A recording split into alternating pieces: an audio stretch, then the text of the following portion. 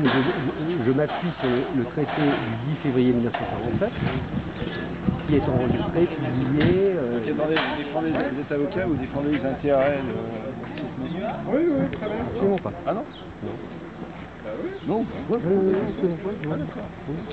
vous savez qu'il y a un droit à l'image, monsieur. Bah, dites-moi franchement que vous voulez pas, et puis je vous flouterai. Comme ça, ce sera enregistré.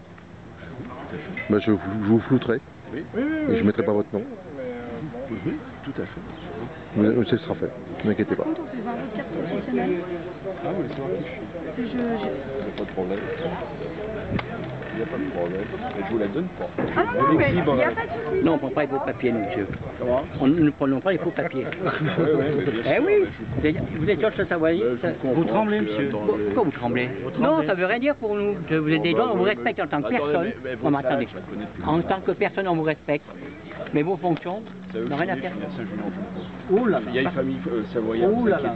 Ah, zone franche. Oui, zone Tout à fait. Vous n'avez pas la solidarité familiale. Familiale.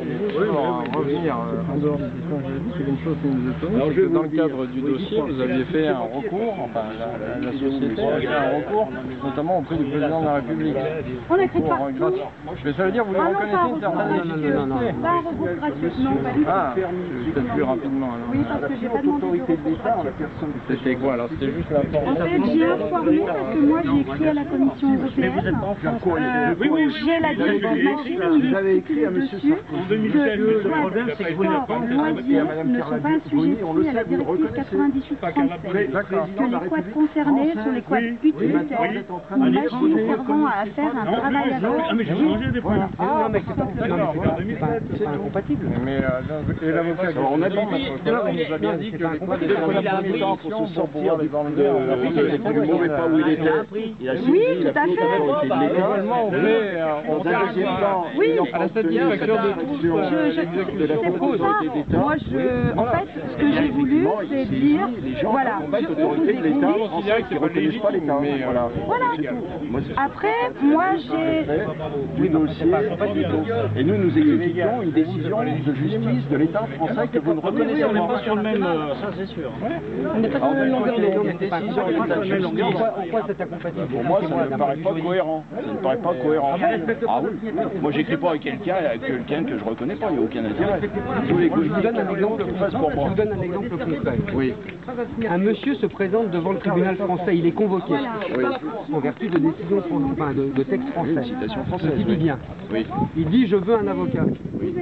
Pourquoi vous êtes obligé de me le donner? Parce que la France a contracté une obligation de fournir à ses justiciables un procès équitable. Oui, je connais. D'accord, c'est une obligation convention de sauvegarde des droits de l'homme. Très bien. Je vous dis simplement, j'ai été pendant 15 ans poursuivant dans les tribunaux. Je connais très bien l'affaire. Mon fils est avocat. Très bien, super. Bon. D'accord. Par conséquent, le type, il dit à la France, je ne vous reconnais pas. Il a le droit. Il a même le droit de se tromper. Tout ce qu'il veut. Voilà. Mais par contre, l'obligation française, il la conteste. Oui. Mais l'État français, lui, il considère qu'il l'a contracté. L'État français qui s'est engagé à fournir un avocat et des conditions d'un procès équitable. Oui. La France, elle est engagée, indépendamment de ce que le type dit. En quoi le fait de s'appuyer sur la Convention de sauvegarde des droits de l'homme, qui est un texte français, une obligation française. Plus que française. Oui, oui, les Français en particulier. En quoi est-ce que le fait d'opposer à la France ses obligations franco-françaises l'empêche de dire qu'il considère comme putatif le tribunal les textes français. Le type il dit que les obligations sont nulles, que la citation est nulle, que les magistrats sont nuls, il a le droit de le dire. Voilà. Et il a le droit d'être aidé par un avocat, puisque la France, c'est... Voilà. En quoi Et bien sûr, il peut prendre un avocat, même... oui, bien sûr. Et alors en quoi le fait que des gens s'adressent au président de la République? Ah oui, mais alors là, c'est autre chose, c'est une autorité. Oui, mais en quoi est-ce que M. X s'adresse au président de la République, qui estime être légitime exercer son autorité également en Savoie? sûr. Monsieur Sarkozy, il l'estime. Bien sûr. Bon, Je donc, signale que les Savoyards ont voté pour Sarkozy en France. bah oui, bah oui, dans le cadre d'élections Oui. organisées par la France. Oui. Question, est-ce que ces élections sont valables? C'est ça que je pose comme question.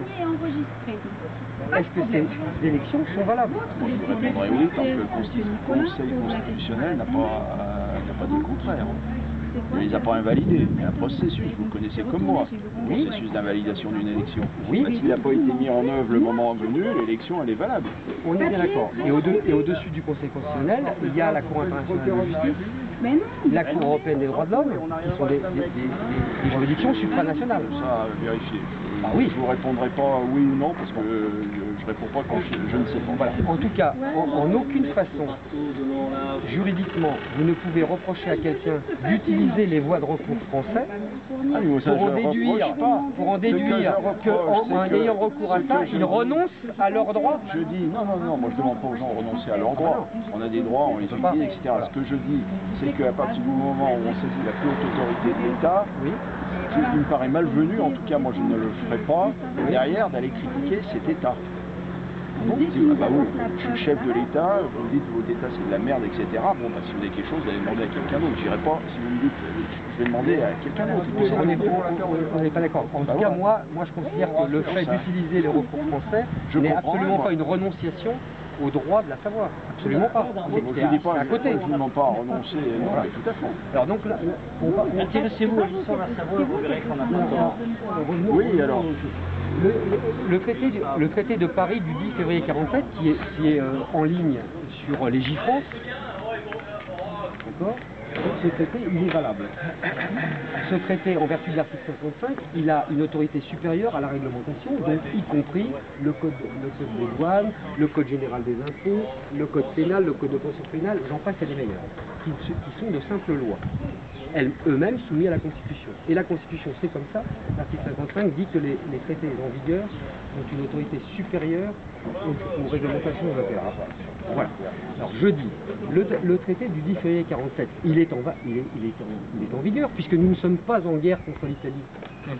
Il est donc bien en vigueur. Que dit le traité de Paris? Il dit dans son article 44 que les traités antérieurs au 10 février 1947, il me semble que le traité du 24 mars 1860 est antérieur au 10 février 47, et je pense que n'importe quel gamin pourra vous confirmer que 1860 c'est avant 1947. Donc ce traité de 1947, il dit que les traités antérieurs, au rang desquels évidemment se trouve le traité d'annexion, doivent être premièrement notifiés, article 1er paragraphe 1er de l'article 44, ils doivent être notifiés à l'Italie, et deuxièmement, ça doit faire l'objet d'un enregistrement auprès de l'ONU. Et l'article 44, plein texte, dit qu'il y a une sanction si ça n'est pas fait. C'est que les traités antérieurs qui n'auront pas fait l'objet d'une telle notification suivie d'un enregistrement seront tenus pour abrogés. Ce texte du 10 février 47, vous en tant que fonctionnaire français, je vous l'oppose. Je vous dis, le traité de 1860, il est tenu pour abroger si jamais il n'y a pas une notification et un enregistrement. Question, y a-t-il eu enregistrement? Je suis d'accord avec vous que voilà. la réglementation intérieure a une valeur moindre que le traité. Oui. Donc, après tout, vous pouvez très bien porter l'affaire au fond sur la décision de justice qui a été prise, non sur l'exécution qui en est faite. Mais c'est la même chose. Ah, car vous êtes sur le territoire français, là. Comment? La carte professionnelle de monsieur, qui l'a vu? Non, il n'y a pas de problème. Bon, oui, non, mais vous pouvez porter l'affaire sur le fond de la décision de justice. Est-ce que ça a été fait au niveau de... Parce qu'il y a eu un jugement quand même, il y a eu un procès. Oui. Dans le cas de... Il y a eu un appel, il y a eu un jugement définitif. Est-ce que la question a été soulevée? Non. Donc la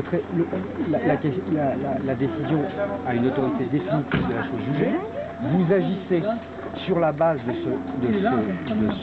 cette décision définitive, mais vous agissez en quelle qualité? En qualité d'exécutant français d'une décision française. Oui. Vous êtes donc sur le territoire national. Oui. Maintenant, puisque le traité de 1860 Vous est pouvez tenu porter pour abroger. l'affaire sur le fond si vous le souhaitez. Ça n'a pas été soulevé au niveau de la réglementation intérieure. Oui, mais c'est toujours au moment d'exécution. Dans ces cas-là, non, pour moi c'est soulevé au moment du fond du jugement. C'est pas, sinon c'est une exécution d'une décision de justice, et pour le coup c'est puni par les lois de la République. Votre présomption de légitimité, de légitimité est-elle irréfragable, c'est-à-dire n'admet pas la preuve contraire, ou est-ce qu'elle est réfragable? Est-ce que si je prouve que vous n'êtes pas sur le territoire français, je vous dis ici vous êtes en Uruguay. Ah mais pour moi la question si vous êtes en Uruguay, s'il y a impossibilité d'exécuter la décision de justice, dans ces cas-là on en réfère aux procureur de la République et on peut faire appel aux forces de l'ordre pour appliquer cette décision. Voilà. Je pense pas que c'était l'esprit, c'est pas en ce sens que Maître Collard nous a dit qu'on pouvait valablement, en vue d'exécuter cette décision de justice, que nous on a un courrier, venir récupérer les quotes qui étaient mis à la disposition dans cette société. D'accord. Collard vous avez écrit ça? Oui. En tout cas, aujourd'hui... Ah oui, il a écrit qu'en vue de la décision de justice, il fallait, on était prendre contact avec la société pour les récupérer. Moi devant témoin, je vous mets au défi de prouver la légitimité de votre service sur ce territoire, dans la mesure où je vous informe qu'il suffit que vous alliez sur Internet, que vous regardiez un traité international en vigueur qui dit que les traités antérieurs sont tenus pour abroger. C'est du plein texte. À partir du moment où le traité de 1860 est abrogé, vous n'êtes plus sur le territoire national. Pour moi, il n'y a qu'une chose qui compte, c'est exécution au nom de la décision de justice. S'il y a une exécution possible, dans ces cas-là, on fera appel à la force de l'ordre pour exécuter la décision qui a autorité de la chose usée, y compris sur le département de la Savoie. Est-ce que vous pouvez me confirmer que si vous recevez un ordre illégal, vous êtes tenu d'y ça c'est vos lois, hein. refuser? Oui ou non? Si on vous donne un ordre illégal, vous devez refuser, à titre personnel, hein, je ne parle pas de service. Ah non, à titre personnel. Alors moi, je vous indique devant témoin que vous êtes en train...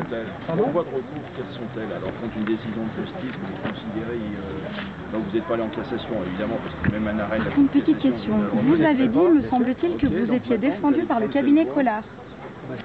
Non, la société. Ah, d'accord, parce que je me dis, c'est mon avocat, d'accord. Et bon, attendre un certain temps, effectivement, et quand la Savoie... Non, je pense pas qu'il est venu. On va pas faire une vote comme annuaire, vous en faites pas, c'est D'accord. Ça peut prendre quelques minutes. C'est important de vous bénéficier de tous les aménagements de l'État en Savoie, là. Oui, mais on n'est pas ici. En l'occurrence, c'est maintenant. C'est la Savoie qui l'a payé. Hein. Vous êtes payé grâce aux impôts.